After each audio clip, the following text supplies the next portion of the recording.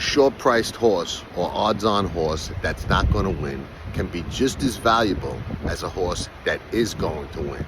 And sometimes we use tools like Thoro-Graph to identify horses not that are going to win, that are vulnerable and going to get beat. And they're off in the Belmont Oaks Invitational. The best argument, in my opinion, against nitrogen is, like I always say on these shows, they're not machines. They don't do the same thing every time.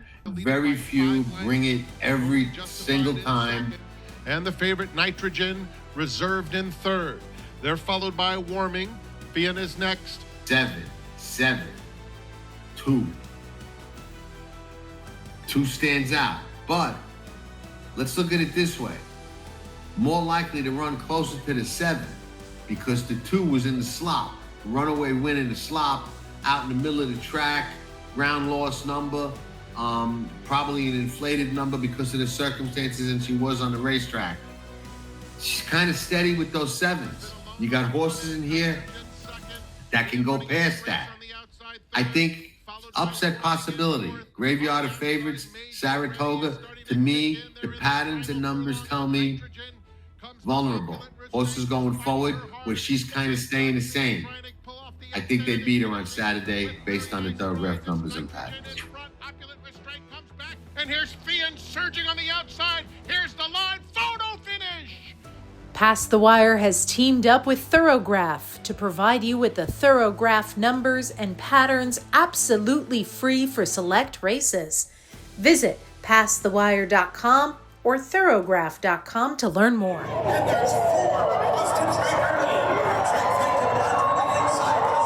You're watching Past the Wire TV.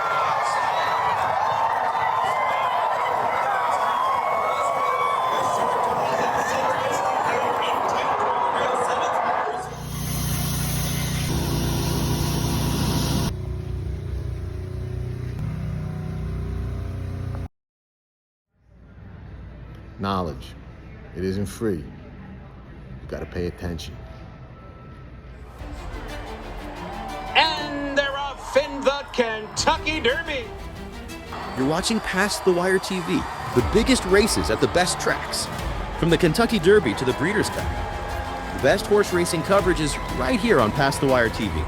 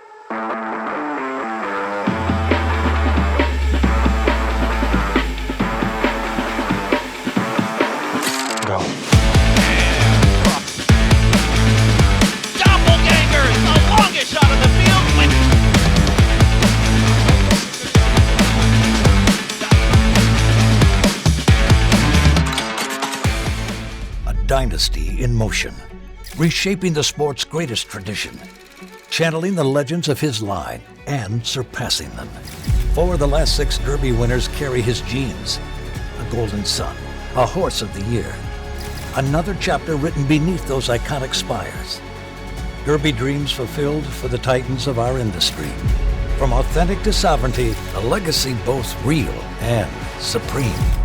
Into mischief. Dan Oman here with some exciting news. DRF Formulator, the gold standard in past performance information, is now free, exclusively on DRF Bets. Join DRF Bets with the promo code WINNING. Get a $250 first deposit match bonus, a $10 free bet, and free Formulator already uploaded to your account. Access Formulator's premium features, including sortable trainer stats, race replays, personalized trip notes, and lots more. Free Formulator, exclusively on DRF Bets. Often imitated, never duplicated. Ciao tutti, everybody. We are back. Geo and myself. Unfortunately, no big race Jim this week either. But it's what I'm going to call, Geo, the official Saratoga opening day. Absolutely. There's nothing like the start of the Saratoga meet. Today was opening day. What do you call it? We did our show, but it was really the festival at Saratoga, the Belmont at Saratoga. This is Saratoga. Yes, that was an asterisk last week. We got through it. Some good and bad, but I'm ready to go, John. All right, now, couple things. We'll start off with this, and I think it's friggin' noteworthy. Okay, we did the first Thoro-Graph show since we started. Well, we've been doing the Thoro-Graph shows, but we did the first quote, lack of a better term, official show since we started a new thing with them where anybody that watches us that goes to Pass the Wire can get the Pass the Wire Thoro-Graph Race of the Week sheets for free. You go to Pass the Wire on the tracking trips page, on a bunch of other pages, there's Thoro-Graph ads. You click on it, takes you right to the home page there. There's a little green box, says Pass the Wire Race of the Week. You can click on that, enter your email. You'll get an email to download the sheets free. A great introduction to Thoro-Graph, a great way to get reacquainted with Thoro-Graph. And we're taking this to a whole new level. And last week, the first one, we did the Belmont Oaks. And we illustrated two very important things. One, you can use the sheets for many things. You can use Thoro-Graph for many things. A lot of people, and I always say when everybody zigs, zag. When everybody zags, zig. Okay? Especially in horse racing. People use them to say, who's the fastest? We used it to isolate a horse that was going to be a heavy favorite and wasn't necessarily the fastest. And we illustrated why Nitrogen was vulnerable and I'd say even likely to get beat. And you saw the little promo before this video started. She did get beat. She ran big. She showed up. I mean, can't take that away. But bottom line is she was 2-5 and didn't win. We're going to try to do it again this week with the Diana. We're going to do it in the same format. Gio and I are going to deep dive the Diana. We're going to give all our thoughts on every horse in the race. And then we're going to go through the Thorograph numbers and see how they tie in and whether we're going to use them to find somebody that's faster, couple that might be too slow, who's going up, who's going down, who's going sideways. We'll see where we go. So with that, Gio, I think that was a good. And you didn't even use Thorograph last week, and you didn't like Nitrogen anyway. So you were against them anyway. But we isolated on the sheets and on the numbers and patterns where she was running those steady sevens, the two that jumped out, and everybody was like, oh, two. She only did it one time on the dirt, in the slop. We thought it was a somewhat inflated number. We explained why, and I believe it was. So, bang. Hopefully we can do it again. And in that race, Mayday Ready hopped at the start, was challenged. Yeah. And that was going to be a main competitor, and Nitrogen still didn't get the job done, even with that bad start by Mayday Ready. Right. Mayday Ready fires and wins the race. She's third, actually. So yeah. Instead of second. Would have been a very good possibility. No doubt. I liked Mayday Ready a lot in that race, and she's one maybe to tab for next time. She's got more talent than she showed in her last three. Japan, we're drawing a line through that race. That sloppy track, ridiculous race we're drawing a line through. And now maybe we can draw a line through that last one too. So maybe there's value to be had following Mayday Ready. We love giving these little nuggets of gold, as we'll call them. All right. Hopefully we can get this without my wild pack of dogs interfering. We got storms brewing in Florida, like forget about it. I got all my dogs here. We got Blondie's sister here. She brought a bunch of dogs down, so forget about it. I got more dogs in here than most kennels. So yeah, ironically, the storms, this time of year, they're plentiful over in Saratoga. It's gorgeous in Saratoga today, and it looks like it's going to be a great weekend. But down the shore here today, we've had some rumbling too, in and out. Last night, today, the same thing. And while we're talking about that, we might as well say a prayer for not only everybody at that just horrible flood in Texas, but also at Ruidoso Downs in New Mexico, in North Carolina, all over the place. These horrible floods and weather patterns. So prayers out and a lot of love and support for everybody that's been affected in those tragedies. So absolutely, okay. Let's roll. The Diana, mile and an eighth, grade 1, Saratoga. And it's funny, Geo, we go back a long way in this game, and you and I, for whatever reason, have always kind of had a little affinity towards this particular race.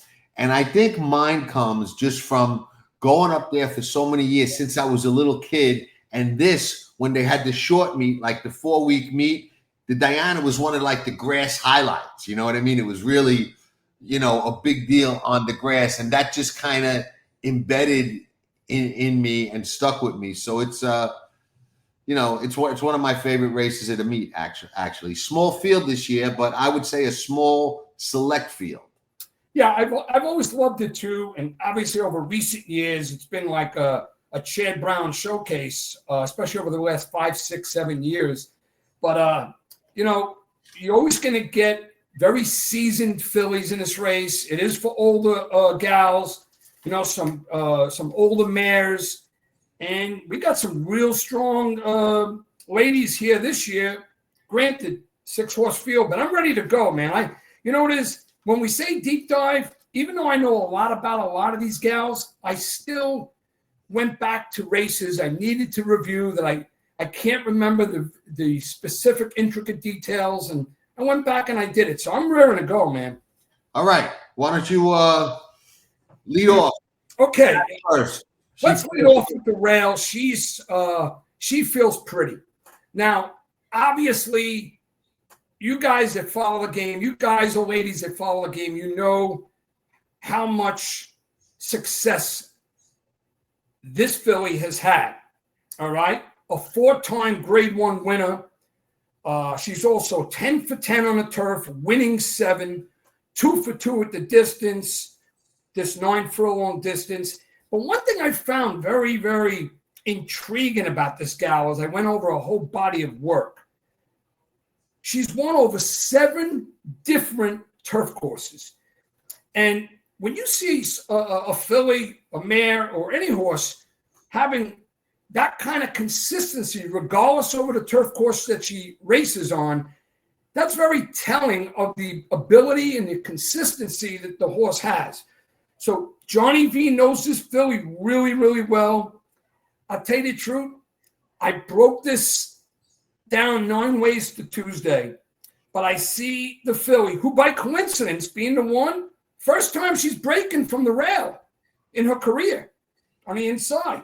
But Johnny V knows the filly. I think she's very athletic and durable.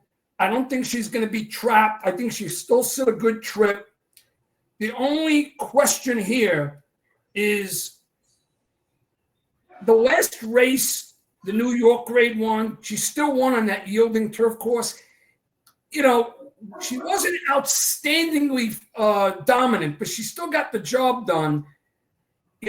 I still think she goes forward from that race and she's ready to roll. I couldn't get past her. She's going to be my top choice, and I'm only going to use 2 in my forward races going forward in my multiples. Okay. I'm going to take a little bit of a different approach here. Everything you said about her is accurate. She's 10 for 10 in the money. She's 7 for 10 in the win slot. She's 10 for 10 in the money. All her starts have been on the grass, but she's won 7 out of 10.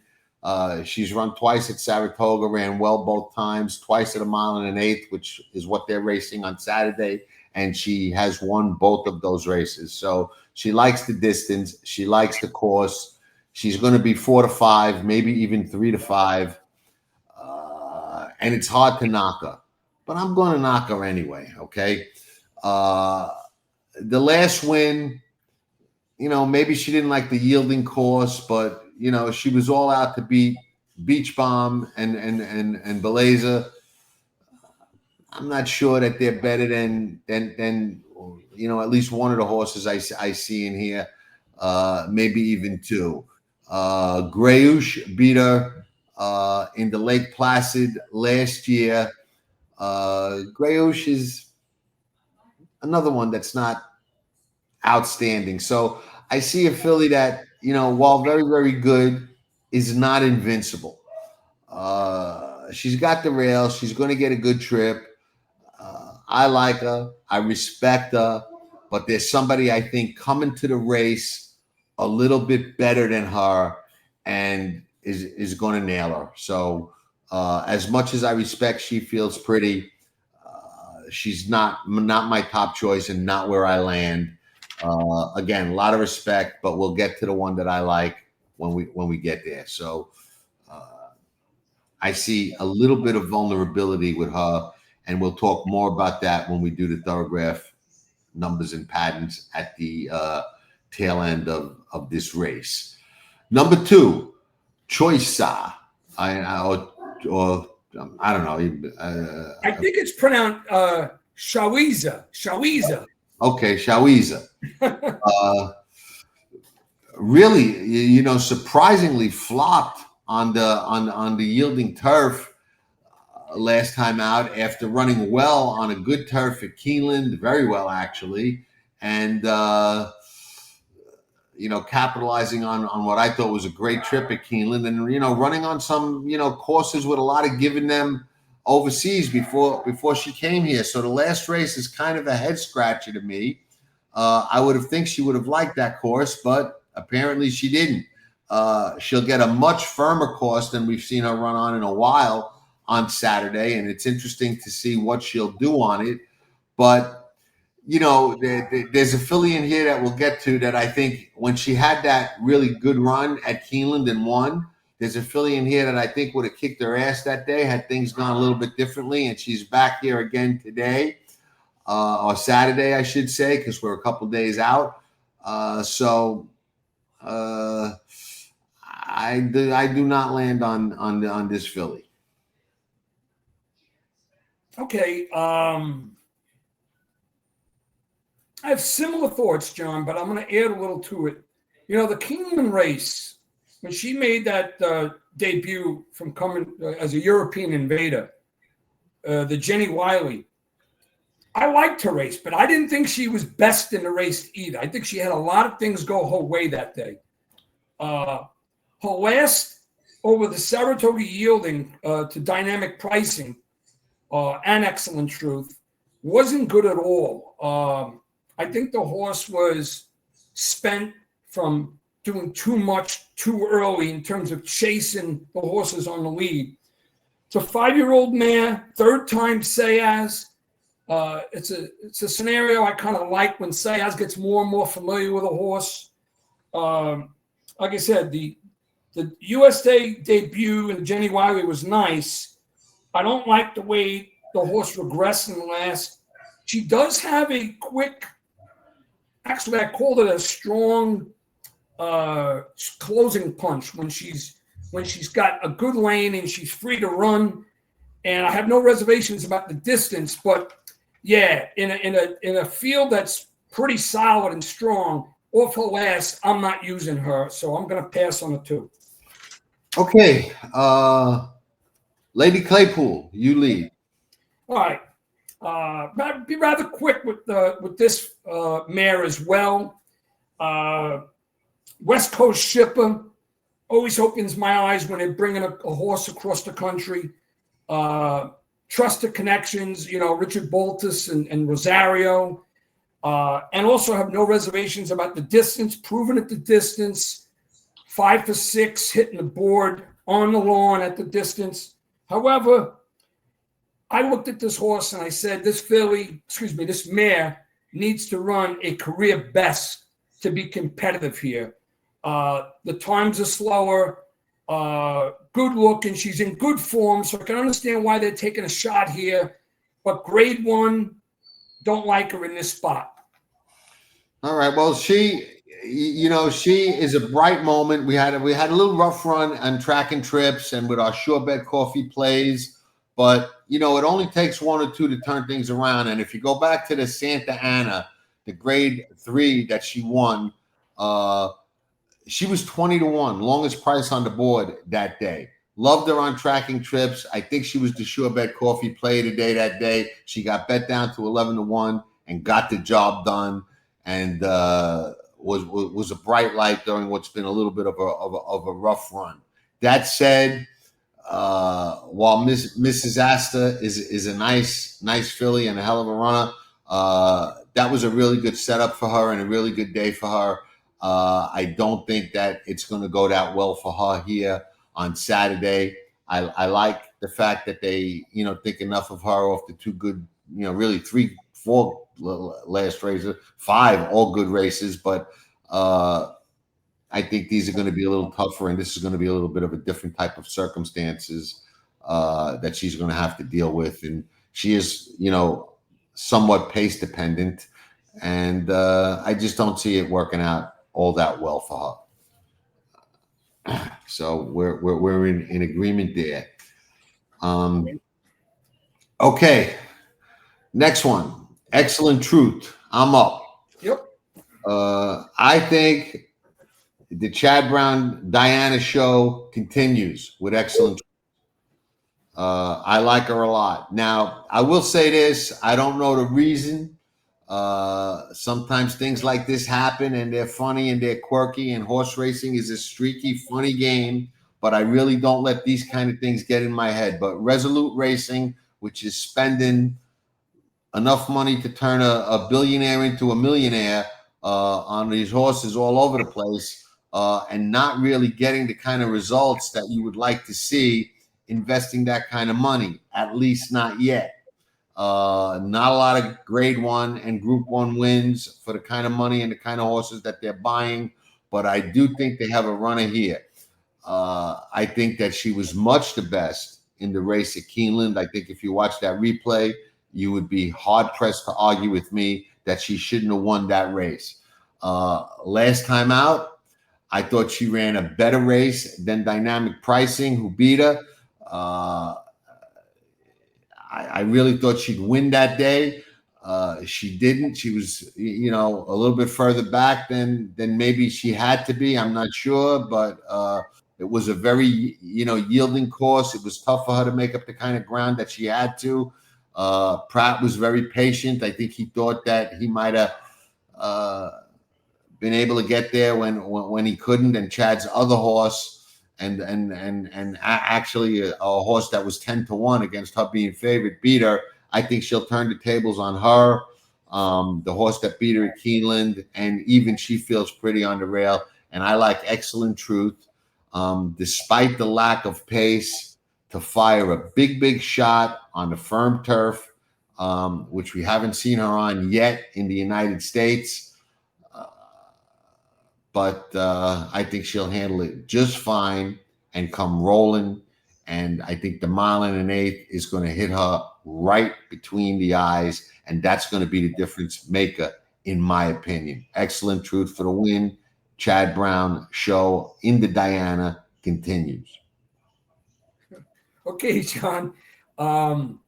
What? You're laughing at me. You tell me be enthusiastic and say nothing negative. Now I'm enthusiastic and you're laughing at me. No, I'm smiling because I can appreciate a lot that you shared on this horse. Okay. And, I could echo the effect a few times. And my smile was with the Chad Brown, because I should have checked it officially. I think he's won this race something like 7 out of the last 8 years. So you're right. The Chad Brown train, you got to check it out. He'll be 8 out of the last 9 by 5 o'clock on Saturday. Yeah. All right. Well, listen, I do agree with you, especially interesting the fact that this mare who's now making her third race at 5, third start at 5, third off a layoff. And coincidentally, you got her last 2 races in Europe, which by the way, I watched that Deauville race in France.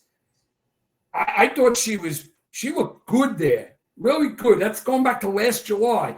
But the last few were on soft turfs, and then she come to Keeneland and Saratoga, and it's good in yielding. So interesting, yes, of how she'll perform on the firm, and it should be firm on Saturday. But one note I wanted to make here, I felt, yes, I agree with you. She was best in the Jenny Wiley and deserved victory, but didn't get it.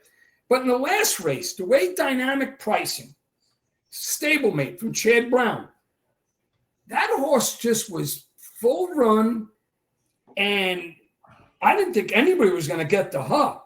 And I'm going to lead with dynamic pricing because even though I respect Excellent Truth, I like dynamic pricing a little more. And I'm looking forward to giving some of my reasons for that. And then, of course, the bottom horse, I got some good thoughts about. So grudgingly, if I have to choose one of the 2 Chad Brown horse, it's going to be the 5 dynamic pricing with Dylan. Okay, yeah, I think the mile and an eighth is going to really be what makes the difference here, and the firm turf. But we'll see. You lead with dynamic pricing. Go ahead. Yeah. So, by the way, John, you're making a lot of fair points with Excellent Truth, and the way Pratt started the meet today, he won the first 3 races. You know, you always have Pratt in the saddle. He always gives you a better chance because of the way he just, he orchestrates everything time and time again. Was it you or my friend Joey DeMeo who asked me if I thought Pratt or Irad was going to win the meet? I think it was Joey DeMeo. He asked me the other day, did I think Pratt or Irad would win the meet? And I said, in my mind, I got no doubt Pratt is going to win the meet. I think he's riding a lot better than Irad right now. But anyway, go ahead. Dynamic pricing. Dynamic pricing. What I found really interesting about dynamic pricing, all right? If you watch the races from August and September to now being a 4-year-old filly, she just looks wonderful. She's physically developed. I know that happens by default when you see a filly going from 3 to 4, but I like the way she looks at 4.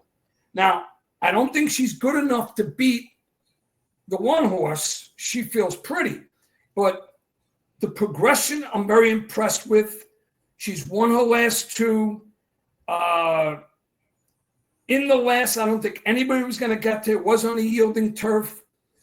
She's hit the board in 7 of her 9 turf races and 7 of her 9 career. So I said, what happened in the races that she didn't get it done? She didn't hit the board. And I basically found an excuse for her in both those races. So this is a very consistent and reliable filly, looking stronger, a grade 1 winner, the Just a Game. Remember, She Feels Pretty is a 4-time grade 1 winner. I just think that this Brown horse is going to fall a little under the radar. I know they're going to bet Pratt. And from a pricing perspective, with what I call equal amount of talent, and I don't have reservations about the distance because I don't think Chad would have her in this race if she couldn't get 9 furlongs.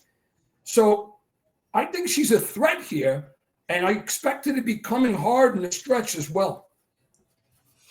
I mean, I like her. I got no knock on her, and I just think that if that last race was a mile and an eighth and not a mile, that Excellent Truth would have got it. So I see it a little differently as far as that. I think that extra 1/8 of a mile is, like I said, I think it's going to make all the difference. And I think Excellent Truth will be able to run her down under those conditions and on a firm course where she'll have a lot more spring in her step coming down the lane. I respect anything Chad puts out on a racetrack, but I just think the other one's better. And I'm hoping that people go the other way and say, well, she beat her last time and maybe she'll beat her again, and she takes a lot more money, but probably won't happen that way. But I could, you can't take hope away. So be your best. Last of the 6. I'm up. I'll say this. I expect this mare to be on the lead with Irad Ortiz. I think she's the main speed, the pace setter. She's 2 for 4 at Saratoga. And I think that she's dangerous on the lead. Very dangerous. She's a scary threat on the lead. And if she happens to sit off somebody else, which I don't really think is going to happen, but if she does, she's still dangerous because, she's going to make that winning move. And I think turning for home, she's going to be right in the thick of it, trying to, get the jump on anybody who's coming. That said, as much as I fear speed and as dangerous as speed can be, I'm on another horse here, Excellent Truth. I think she's going to run them all down, Be Your Best included. But if you're a speed or pace advantage type of player, which I like to be on many occasions myself, I think Be Your Best is the horse that I would have to say has a little bit of a pace advantage here, because I think she gets to jump on them all, and somebody's going to have to go get her. But I think Excellent Truth is going to be good enough to do that. Okay, so are you sharing that you may use Be Your Best in an exacta under Excellent Truth, or use 2 horses in your multiples? No, I don't know how I'm going to bet that race yet. I just know who I'm going to bet. I got you. I'm going to bet Excellent Truth. If I bet multiples, like a pick 4 or 5 or 6 or something like that, I'm going to single Excellent Truth. If I bet exactas, I don't know who I'm going to use second, but I'm going to bet Excellent Truth, unless the price just winds up ridiculously short, which I don't think so, because She Feels Pretty should be odds on in it. Well, I know exactly how I'm betting the race, and now I'm going to elaborate a little more on Be Your Best. I kind of took for granted that guy like you, John, you were going to steal my thunder in terms of what you expect out of this horse. So I echo the effect. The absolute speed. I fully expect Irad to run and gun with her. However, this horse also has some versatility. If you go back in all of her races, remember that she's making her what is that, 21st start? Yeah. The horse has been successful being on the lead or sitting just off it. So even though I expect the horse to be on the lead, the controlling speed, if the horse doesn't have the best break, it wouldn't be a shock to me if Irad sat in a catbird seat or being tactical. But I do expect him to be on the lead. One thing I found intriguing, just like I said about She Feels Pretty. Remember, She Feels Pretty has won over 7 different turf courses and a 4-time Grade 1 winner. This gal has won over 4 different turf courses. She looks stronger at 5, being a mare at 5 now. You got to trust Irad. Question here is, does she get run down? And if the pace is suitable, this is why I agree with you entirely. If nobody goes out there, then Irad's going to be smart enough to say, you know what? I'll get in good position. I'll have a lead. I'll relax her. Dangerous if the horse runs a 48 and change half. Even in this class, I don't think that's going to happen. But if it's 48 and a high 47 or low 48, it wouldn't be a shock to me that the horse went all the way. But the way I pictured the final 16th is She Feels Pretty with Johnny V, runs them all down.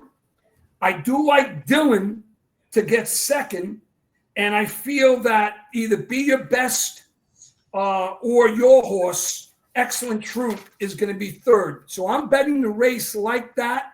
I'm playing 2 strong exactas, because I know I can't bet to win here because of the price I'm going to get on She Feels Pretty. But I'm playing a 1-6 and a 1-5. And I'm going to put your horse underneath both of them in my triple and my superfecta. Okay, now moving right along. Let's see what, stay with me, the Thorograph Numbers and Patterns tell us. Okay, starting from the rail, and we go through these pretty quick, so I don't think we'll take too much time here. She Feels Pretty, the likely odds-on favorite at 4 to 5, maybe even 3 to 5, certainly even money, but I would say probably 4 to 5, especially up at Saratoga. We'll skip the 2-year-old year and start with her at 3. 5 regresses a little to 6 3/4, goes to 6 1/4, 5, 4 in that last race at Santa Anita. So she got better during the course of the year, and she came back as a 4-year-old. And this is a great illustration of how these good horses, especially, just get better from year to year and from 3 to 4. She runs 2 1/4, 2 1/4 paired in her 2 starts at 4 years old. So those two 2 1/4s actually, very strong numbers, paired new tops, strong signs for another forward race, very formidable on the Thorograph Numbers and Patterns, and certainly going to be a force to be reckoned with. But is there somebody as fast and better? I don't know. We'll see. The horse whose name I can't say, and I'm not going to even try. We'll just Choeza. Okay, Choeza. If Geo's saying it right, then I'm saying it right. Choeza. We'll start at the beginning of her 5-year-old year, and we'll look at her maiden race, 4 1/4, 4 1/4, 4 3/4 when she comes to Keeneland with that perfect trip. And then an 8 last time when she did not seem to fire at all on that yielding Saratoga turf course. So the 4s, which seem to be her best effort, even if she gets back to it, are not certainly going to be fast enough to beat the filly on the rail, and maybe even a couple of others in here. And we don't even know. I wouldn't even say her pattern screams that she's going to go back to those races, because we really are not sure what happened last time. Lady Claypool this year has been getting better, but has to get significantly better to compete. We got a 9 1/4, 8 1/2, 6, 6 1/2. So she regressed a little off that forward move to the 6. Although it was very minor regression, but she still regressed. She would have to jump forward significantly. She's paired those 6s, so it looks like a little bit of a forward move could be in the cards, but she's got nothing fast enough anywhere on her resume. Those are her fastest 2 races, those last 2 6s. Nothing on her resume says that she can go, the likes of a 2. Excellent Truth, the filly that I landed on. Okay. At 4 years old, last year, 6 1/2, 4 1/2, 4 1/2. Gets my attention. Comes here in that dreadful race at Keeneland. She gets a 5 1/2, but then in the race at Saratoga, she gets a 2 1/2. So she went forward in a big way despite not winning against dynamic pricing. I see another forward move. I like that 3-point jump. I see another, point, maybe even 2 points. I could see this one running, a 1, a 0, maybe even a negative number, which is also what I see for She Feels Pretty. I see those are the 2 that are in my opinion, significantly better than the rest on the Thorograph Numbers and Patterns right now. I think, the win is probably going to be, one of those 2. And they're the first and second choice, so there's no surprise there. But I lean to this one, and we illustrated why. And the Numbers and Patterns do nothing to take me off of that. The other thing I like, it's only the 3rd start in the country. Third start for Chad Brown. So there's a lot of reasons for this one to go forward. Now, getting to dynamic pricing, the other horse, the horse that beat her last time out and who Geo landed on, in that race, she ran a 3. So an angle that I love on Thoro-Graph is when the horse that runs second or third gets a better number than the winner, which is what you have here. She ran a better, faster race than the horse that beat her last time out. So that's definitely worth noting to me. But dynamic pricing's overall pattern is not a bad one. Starting with her 3-year-old year, 10.25, 11.5. Nice forward move to 7.5, regresses 9, 7, 7. Comes back this year, 5.25, then runs a 3 last time out. She looks like she's going forward also. I just think the others are going forward more. So she does have a forward moving pattern for sure. And that's always got to be respected, especially when it's a filly on the grass in the Diana in the Chad Brown barn. So she's not a toss by any stretch of the imagination. Be Your Best, last one in the field. Steady as a rock. We'll start with her 4-year-old year. 8.5, 7.5, 5.5, 7.5, 6.25, 5.5. This year, 5, 5.5, 5.5. I'm sorry, 5.75, 5.5. What do I see here? I see a very consistent filly, but she's probably going to run another 5. That doesn't get you home here. Not enough. So she's got a pace advantage, yes. But the Thorograph numbers and patterns tell me that she's not quite as fast as the faster fillies in here. And I'm not going to bet one that I think is too slow. So can she get away? You know, if you get the way a horse like this can win and upset you and upset the patterns is she goes out by herself. Everybody takes a hold. We see it happen on the grass all the friggin' time. Nobody goes. 24, 49, 50, 112, 113, ridiculous splits, and you can't catch her. Can that happen? Only way I think she could win. So the numbers and patterns to me put She Feels Pretty and Excellent Truth well ahead of the rest with dynamic pricing and outside shot. All right, John, well done. Very informative. I want to add one thing to the Thorograph numbers because I love them, and I love the way you articulate them as well. Thank you. Remember what I said about dynamic pricing, and I talked about the filly on the rail?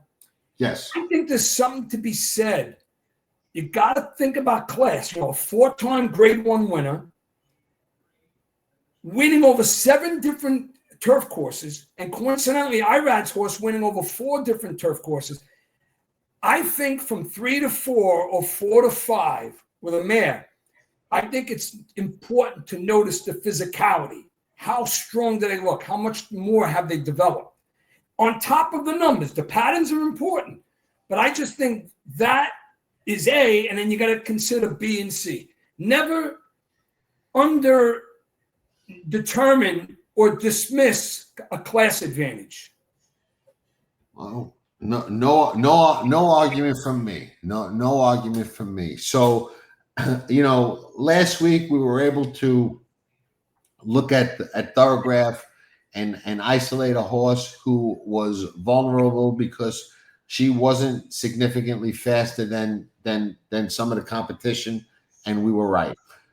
This week, Thorograph is telling us there's 2 in here that are a little bit faster than the rest.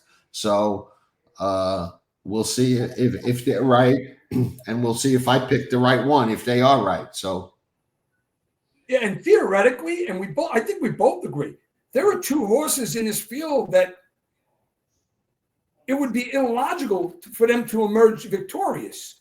The 2 don't have the numbers and they don't have the body of work. And we both don't like those 2. I agree. Now, we'll wrap up with 2 things. We'll wrap up with Geo's horse in the race after the Diana because he likes a double. So he's going to give you a horse after the Diana. And then after that, we're going to close with, and I promise I'm not going to start rambling and bullshitting too long, with a 5-minute story that I was going to do a separate video on because it came up the other day on social media. But I'm not, because Geo is going to kind of validate this story because he's going to understand what I'm talking about and be able to kind of emphasize it because it's a funny little story.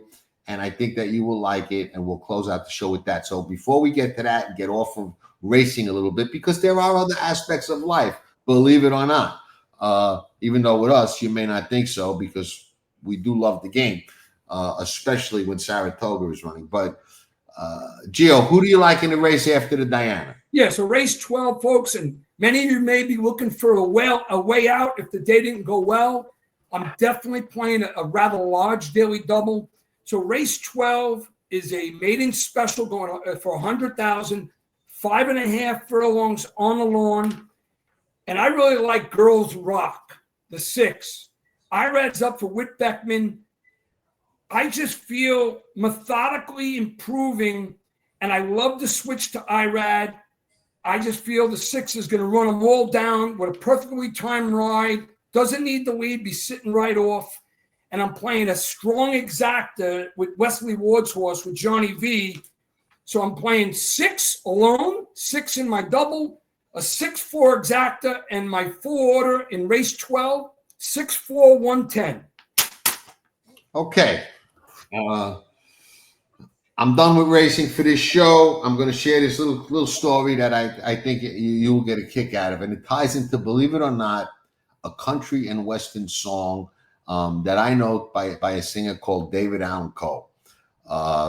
And there's a line in the song where he talks about this guy tells him that he wrote the perfect country and western song, and he wrote, "No, you didn't, because you didn't say anything about prison or being drunk or mama or trains or whatnot." And he comes back and he writes another verse, and he goes, "Well, then I realized my friend did write the perfect song, and one of the lines is, I was drunk the day my mom got out of prison." So with that, and you wonder, some of you, how I got messed up this way. So I'm going to share a little bit of you. My mom and dad's first date was at the racetrack.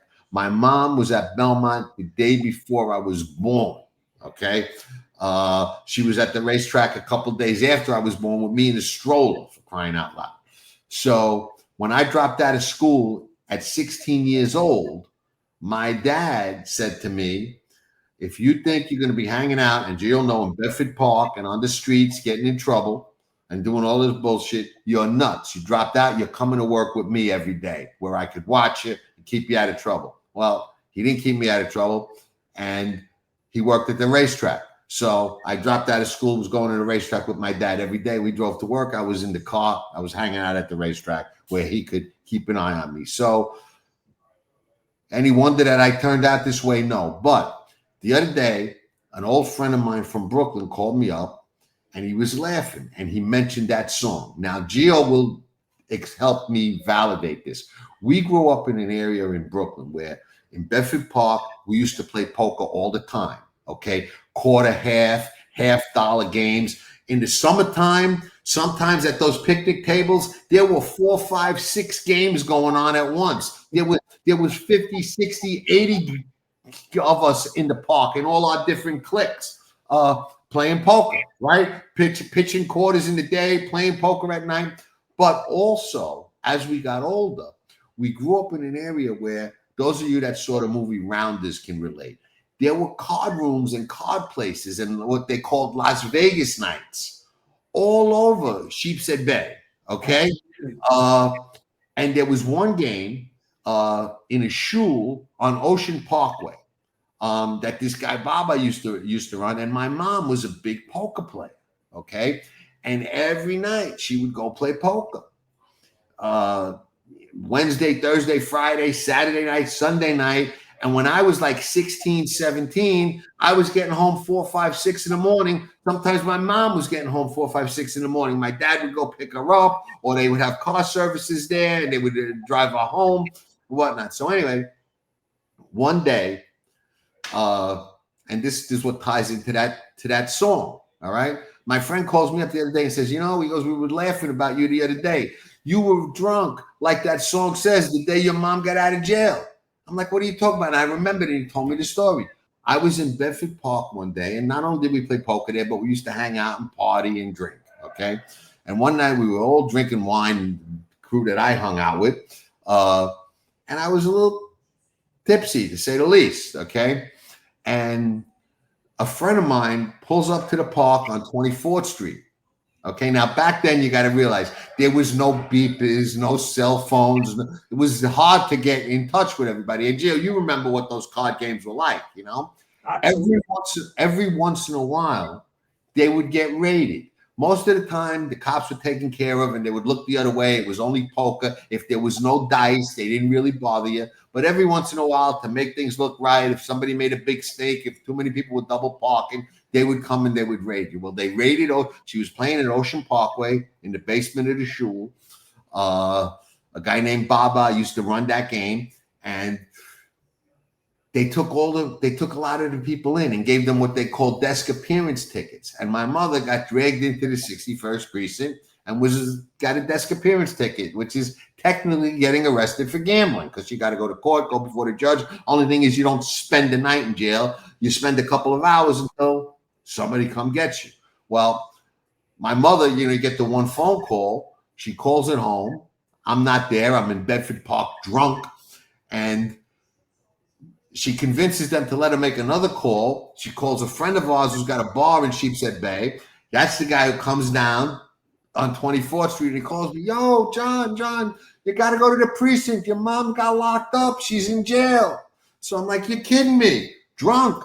So I had to get in the car, drunk drives, which I don't condone. I hate drunk driving. But when you're young, you do some stupid things. Thank God nothing bad happened. I haven't done anything like that since I could remember. But I was drunk the day my mom got out of jail, and I had to go pick her up, just like the song says, which bad thing. The drunk driver did. No doubt that was really bad. But fortunately, nothing bad happened. But I was, like the song, drunk the day my mom. If the song says prison, jail and prison are a little different. I was drunk the day my mom got out of jail. Yeah. She got pinched at Ocean Parkway for illegal gambling. Yeah, and one of the things I'll add to that story is pretty cool. And folks, the shul, obviously a place of worship for Jewish people, but don't ever take for granted house of worships, or even at the Catholic school, we knew a room that had poker. Poker was a mainstay. Absolutely. Listen, we had in one of the there was a church, I want to say on Kings Highway, where they had a game, okay? And there was a bishop there. And this bishop, for $50 or $100, he'd give you a birth certificate. He'd baptize you under any name you needed. If you needed ID, whatever you needed, you went to the bishop. I mean, that's what we used to call him, the bishop. Go see the bishop. You get whatever you want. And for the right donation. Poker was running rampant then. John, you remember this one more thing about it? Remember when they used to close there was a steel gate closing the main entrance to the park. Yes. And the park house, we had cutouts in the fences that we could fall in. Of course. To get to the benches. You remember when it was one summer that the cops were really giving us a hard time there, and they were coming all the time on the scooters, and sometimes they would pull up in the cars and whatnot. Do you remember the time when we put down the 2x4s with the nails and they drove in and got flats? That I don't remember. Yeah, one night we put 2x4s with nails because we knew they were coming, and they came in and they got flats. Wow. I'll tell you, I vividly remember some of those games, because in the summer it would get dark, 8:30, 9 o'clock. We'd be playing outside. But I remember angling the park benches to where the park light was, the lamppost, so you could see the car. Right. Yeah. And you're right. No cell phones, no nothing back then. Right. And great games. And let me tell you, they were good players. Those were good games. Avenue X had games. Nostrand Avenue had games. Ivan was even part of a game on Staten Island Ferry in the motor room. Yeah. I knew guys that worked the ferry. They were mates. And I'd be on the ferry through the overnight hours playing poker while the ferry was going back and forth from Staten Island to the city. Yeah, there was the game on Avenue X. There was Ocean Parkway. There was Kings Highway, Nostrand Avenue, Voorhees Avenue. They were all over the place. Voorhees, and what was that bar on Voorhees and 24th Street? Squeeze In, wasn't it? Johnny's bar. Yeah. Great stuff. Yeah, no, those were good memories, man. Good memories. But anyway, and you just wonder how I got this way. So now you got a little bit of a window in. There's more, but that's a little bit of it. So I was drunk the day my mom got out of jail. That is a true story. And there you have it. So Saratoga Saturday, one of the meet complete. We'll do a couple of live ones this meet. It's tough for us with the live ones because scheduling is a little hard. We're going to get Big Race Jim on here for sure. When, I'm not sure, but Geo and I can kind of hold down the fort while he's. And folks, I just got in the mail today my credentials to be at Monmouth Park for Haskell Day.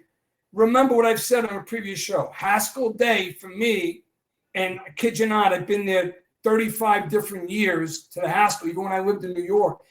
It's the one day of the year when the Saratoga meets open that I don't engage in Saratoga play because of how involved I am with Monmouth on Haskell Day. So a lot of information coming for Haskell Day. I'll still be with John doing some thoughts on next Saturday's Saratoga because I'll handicap a race or two, but my main focus is going to be at Monmouth next Saturday, just to give you a little flavor of that right now. All right, and we will reconvene next week. Thank you everybody for watching. We hope that you liked the show. If you did, hit the like button, subscribe, show us some love. We appreciate it. If you didn't, we're sorry. We'll try to do better next time. But it's always fun for us to get together with all of you and do these shows and, talk horses and share, our opinions, which is not as easy to do as you think, because when you're right, it's great. Everybody loves you. When you're wrong, you're the worst guy in the world and everybody hates you and bashes you. So it's not the easiest thing to do for anybody that does it, but we do. Just always bet with confidence, if your opinion's strong, stand by what you feel and what you've completed. If we've helped your handicaps, absorb everything that we collectively have shared, and then you come up with a grounded, decisive decision. And let us know in the comments who you like in the Diana. I'm curious who a lot of you like, and if you got another horse on the Saturday card that you like, and you want to share, let us know that as well. And if you, again, enjoy the show, subscribe, hit the like button. The like button helps us a lot. And, let people know about it. Share it. Tell people we're doing a good job. Tell people you enjoy it. Share it on social media, whatever. It all helps. And we'll try and give it back tenfold. So we got a big summer ahead of us. We just started the Saratoga meet. So let's rock and roll. All right. So with that, we'll wrap it up. Geo, you and I will be back next week. Absolutely. Exclusively at PassTheWire.com, the Geo Seti full card precise order handicap. It's my fully written deep dive into a selected Saturday big day of thoroughbred racing. I begin my full card handicap at the earliest of moments, well in advance to the posted morning lines. Don't need them. I'm always focused, and I focus to the absolute finish, never distracted. Without trouble and clean break, it's a good trip, and is the most likely winner. Top choice, Simply Joking. I provide an extensive level of film study on race review and workouts, and I always deep dive into the connections, the pedigree, and overall bloodlines, leaving no stones unturned. This is my passion. An intense, thorough breakdown of the past performance numbers and chart details is assured. This is your vehicle to be very informed, so you can make better, more informed window decisions for yourself on a big race Saturday throughout a full card. Saturdays all year round at PassTheWire.com. Every full card presents an opportunity to have fun and beat the game. If you believe in my process, you will be more successful. You can bet on it. We are in a challenge against others. Inevitably, with better window decisions, you too will be more successful.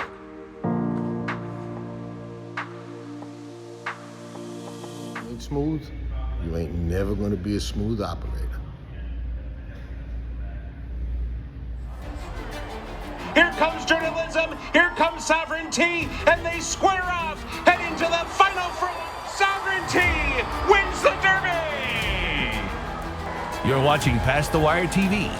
Hit that like button and subscribe to Past the Wire TV. Nobody does it better.